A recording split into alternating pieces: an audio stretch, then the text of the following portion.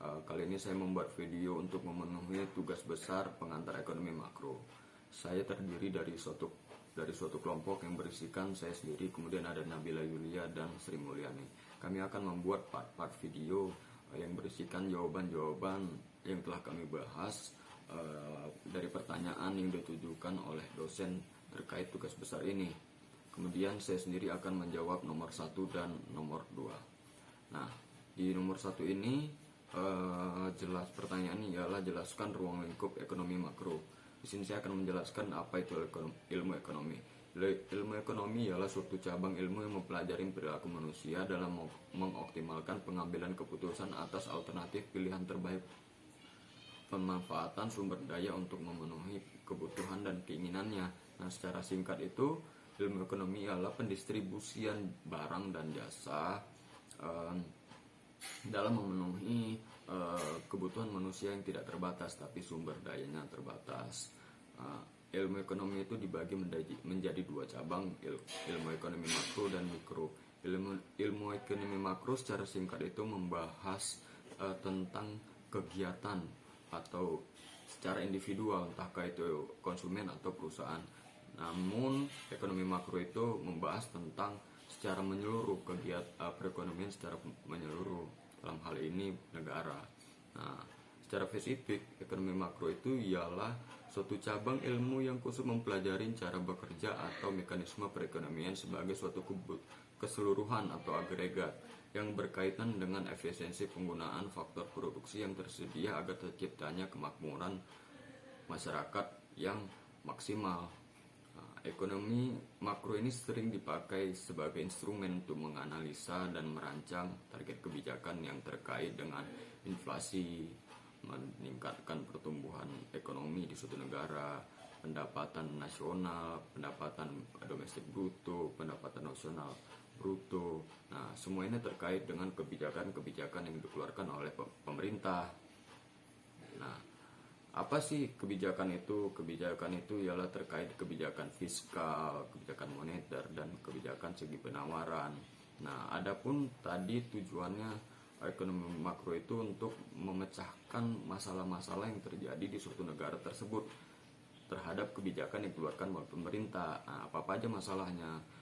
Masalah terkait dengan pengangguran, produksi dalam negeri yang rendah, ekonomi yang kurang stabil, kemudian neraca pembayaran yang otomatis nanti pendapatan di negara tersebut akan rendah juga. Nah, kemudian tingkat neraca pembayaran. Nah, neraca pembayaran ini terkait dengan kegiatan ekspor dan impor. Nah, sedangkan di neraca pembayaran ini maksudnya itu ialah semakin tinggi suatu negara dalam mengimpor atau membeli barang-barang dari luar, maka neraca pembayarannya itu tinggi. Nah, tapi kebalikannya, semakin besar negara-negara tersebut mengekspor barang dan jasa keluar, maka akan semakin besar pendapatan nasionalnya. Nah, adapun di tujuan ekonomi makro ini untuk membahas neraca pembayaran di suatu negara. Kemudian pendapatan penduduk. Nah, pendapatan penduduk itu maksudnya, tingkat kemakmuran suatu negara itu diukur dari pendapatan penduduknya. Kita bayangkan pendapatan masyarakat Indonesia dan di Singapura itu berbeda karena tingkat kemakmurannya itu berbeda juga. Sedangkan kita negara yang berkembang dan yang tingkat neraca pembayaran yang tinggi, kemudian pendapatan penduduk itu yang rendah gitu. Nah, apa sih maksudnya itu ekonomi makro dengan pengangguran? Nah, maksudnya ekonomi makro dengan pengangguran itu ialah untuk mengurangi pengangguran. Nah, beberapa hari ini kita mendengar berita tentang pemerintah sedang menggalakkan atau mempercepat investasi di Indonesia. Nah, hal itu terkait dengan untuk mengurangi pengangguran yang ada di Indonesia ini. Kemudian produksi produksi yang dalam negeri yang rendah. Nah, ini secara makro produksi ini akan mempengaruhi pendapatan di suatu negara. Makanya disebut untuk memecahkan masalah sini. Nah, maksudnya gimana? Nah, tingkat produksi yang tinggi di suatu negara akan menciptakan kemandirian di negara tersebut. Alhasil pendapatan nasionalnya tinggi. Nah, hal itu terkait dengan semakin banyaknya perusahaan yang memproduksi barang dan jasa di negeri kita tersebut. Nah, ekonomi yang tidak stabil maksudnya gimana? Nah, hal ini terkait dengan inflasi dan deflasi. Inflasi itu ialah peningkatan harga-harga barang secara mendadak. Kemudian deflasi kebalikannya, penurunan harga barang-barang dan jasa secara mendadak. Nah, maksudnya gimana ekonomi yang stabil itu? Maksudnya inflasi dan deflasi itu nanti akan menciptakan perekonomian yang tidak stabil. Ketika harga barang tinggi, maka kegiatan perekonomian di negara tersebut akan rendah. Nah, otomatis nanti pendapatan di negara tersebut akan rendah juga. Nah, kemudian tingkat neraca pembayaran. Nah, neraca pembayaran ini terkait dengan kegiatan ekspor dan impor.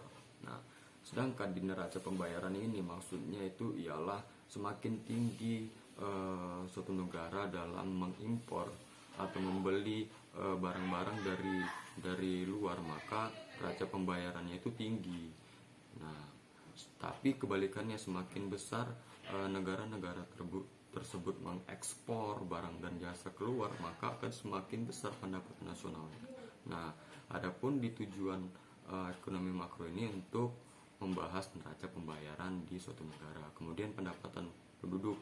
Nah, pendapatan penduduk itu maksudnya di pertanyaan nomor kedua diketahui di suatu negara memiliki data dalam satu tahunnya itu sewa $800, kemudian upahnya $500, kemudian investasi $100, bunganya $30, konsumsi $900, ekspor $20, impor $15, dan belanja pemerintah $700. Nah, kita untuk menjawab pertanyaan ini kita menggunakan rumus pendekatan.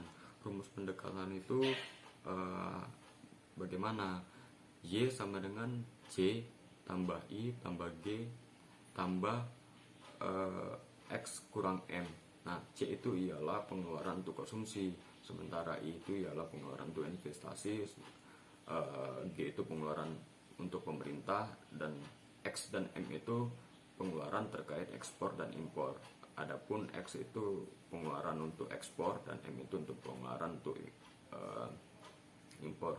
Nah, kemudian kita cari jawabannya. Kemudian jawabannya ialah jadi tadi konsumsinya 900, investasinya 100, pengeluaran pemerintahnya 700, ekspornya 20.000, kemudian impornya 15.000. Nah, tadi rumusnya sudah saya sebutkan, C tambah I tambah G tambah X kurang M.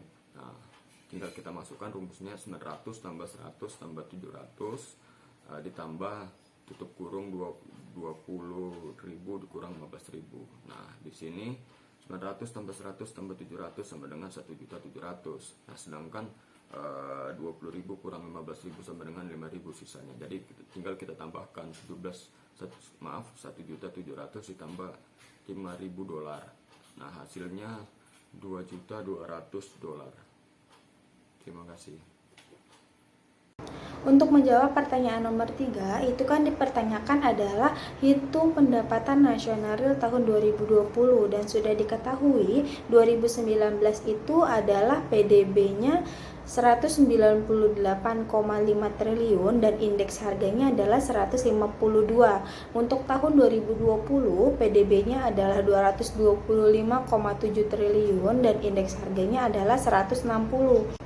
Untuk mencari pendapatan nasional realnya adalah indeks harga 2019 dibagi indeks harga 2020 dikali dengan PDB 2020. Nah, jadi 152/60 dikali 225,7 triliun, dan itu hasilnya adalah 214,41 triliun. Berarti untuk pendapatan nasional real tahun 2020 adalah 214,41 triliun. Untuk jawaban nomor 3 adalah 214,41 triliun. Untuk menjawab pertanyaan nomor 4, itu akan ditanya besar konsumsinya berapa, dan sudah diketahui fungsi konsumsinya adalah 200.000 ditambah 0,70Y dan besar tabungannya adalah 100.000. Sebelum kita mencari besar konsumsinya berapa, ini kita masukkan dulu pendapatan nasional. Untuk mencari pendapatan nasional rumusnya adalah C ditambah S. C itu apa sih dan S itu apa sih? Nah, C itu adalah fungsi konsumsinya dan S itu jumlah tabungannya. Masukkan C dan S-nya menjadi rumusnya Y sama dengan 0,70Y ditambah 300 karena penjumlahan dari 200 dan 100. Y-nya itu dikurang dengan 0,70Y sama dengan 300. 1Y dikurang 0,70Y itu menjadi 0,3Y. Nah, 0,3Y sama dengan 300. Y adalah 300.000 dibagi 0,3 dan hasilnya 1 juta. Y-nya sudah dapat. Kita kembali lagi ke persamaan si C-nya itu, fungsi konsumsinya. Nah, fungsi konsumsinya itu adalah C sama dengan 200 ditambah 0,70Y. Nah, Y-nya kita masukkan yang 1 juta tadi itu. Berarti jadinya Y sama dengan 200 ditambah 0,70 dikali 1 juta. Nah, C-nya itu adalah 200 ditambah 700 menjadi C-nya itu adalah 900. Jadi untuk besar konsumsinya adalah 900.000. Jadi untuk pertanyaan nomor 4 jawabannya adalah 900.000. Untuk pertanyaan nomor 5 tentang kebijakan-kebijakan pemerintah tentang ekspor dan impor dan apa dampak yang dirasakan. Yang pertama, kebijakan telah dikeluarkan pemerintah guna mendorong upaya peningkatan daya saing. Hal yang sama juga dilakukan oleh para pelaku usaha guna meningkatkan produktivitas dan efisiensi. Namun demikian, upaya-upaya tersebut dipandang belum memuaskan hasilnya. Banyak masalah dan hambatan yang dirasakan para pelaku ekspor telah diidentifikasikan dan telah didiskusikan secara bersama-sama, secara intensif, melibatkan pihak kementerian atau lembaga dan asosiasi terkait.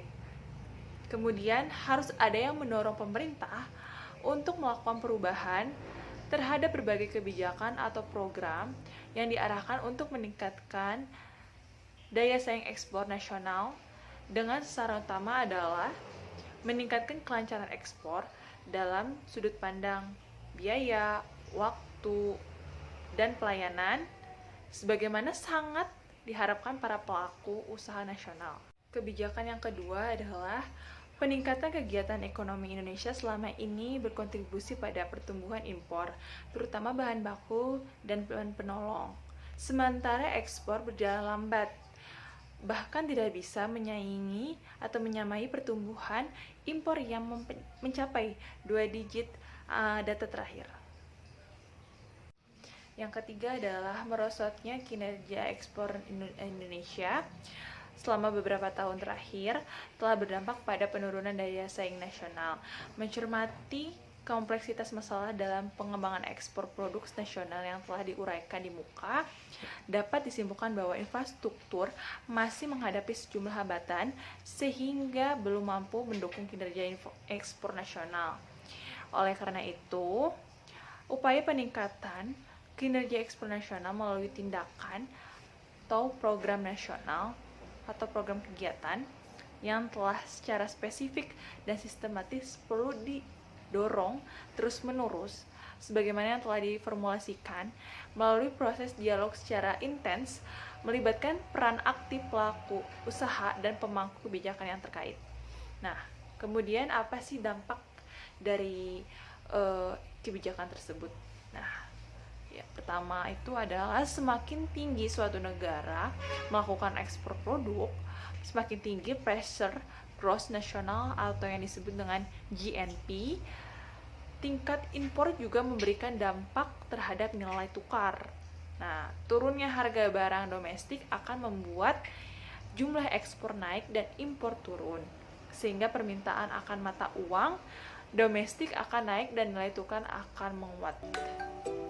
Nah, itulah tadi jawaban hasil dari tugas besar ekonomi makro dari kelompok kami. Semoga bisa menambah wawasan bagi kalian dan manfaat bagi kalian juga. Terima kasih. Wassalamualaikum warahmatullahi wabarakatuh.